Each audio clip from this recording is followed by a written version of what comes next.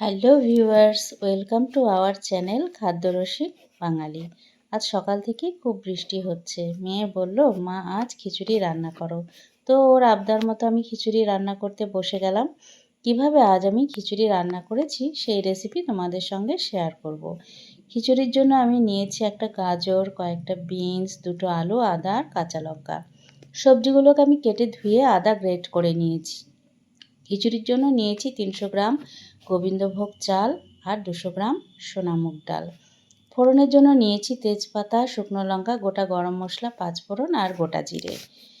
এবার কড়াইতে আমি মুগ ডাল দিয়ে দিলাম ভাজতে। মুগ ডাল অনবরত নেড়ে নেড়ে ভেজে নিতে হবে।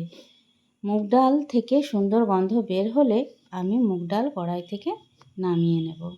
এবার কড়াইতে তেল দিয়ে আমি সমস্ত ফোড়ন যেমন শুকনো লঙ্কা, তেজপাতা, দারুচিনি, এলাচ, লবঙ্গ, 5 ফোড়ন আর গোটা জিরে দিয়ে আদা থেতো আর কাঁচা লঙ্কা দিয়ে বেশ কিছুক্ষণ নেড়ে আমি ভেজে নেব। এরপর এর মধ্যে কাটা সবজিগুলো দিয়ে আমি ভেজে নেব। সবজিগুলো ভাজার মধ্যে কিছুটা আমি আবার নুন দিয়ে দেব। এরপর খানিকটা ভেজে ধুয়ে রাখা মুগ ডাল আর গোবিন্দভোগ চাল দিয়ে দেব। এই সময় আমি এতে কিছুটা হলুদ গুঁড়োও দিয়ে দেব। পরে দিলে হলুদের কাঁচা গন্ধ থেকে যেতে পারে। এবার সব কিছু আমি একসাথে ভালোভাবে ভাজা ভাজা করে নেব। এরই মধ্যে আমি গরম জল বসিয়ে দিয়েছি খিচুড়িতে দেওয়ার জন্য। দেখুন চালগুলো বেশ ঝরঝরে একটা একটা হয়ে গেছে। এবার আমি খিচুড়িতে জল দিয়ে দিলাম।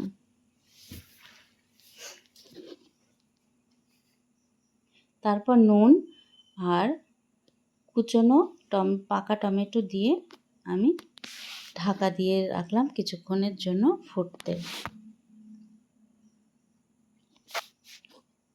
এবার যেহেতু নিরামিষ খিচুড়ি তাই 1 চামচ মিষ্টি দিয়ে দিলাম। চাল ও ডাল খুব ভালো সেদ্ধ হয়ে গেছে। এবার গরম মশলা আর ঘি দিয়ে একটু নেড়ে চেড়ে আমি ঢাকা দিয়ে রেখে দেব।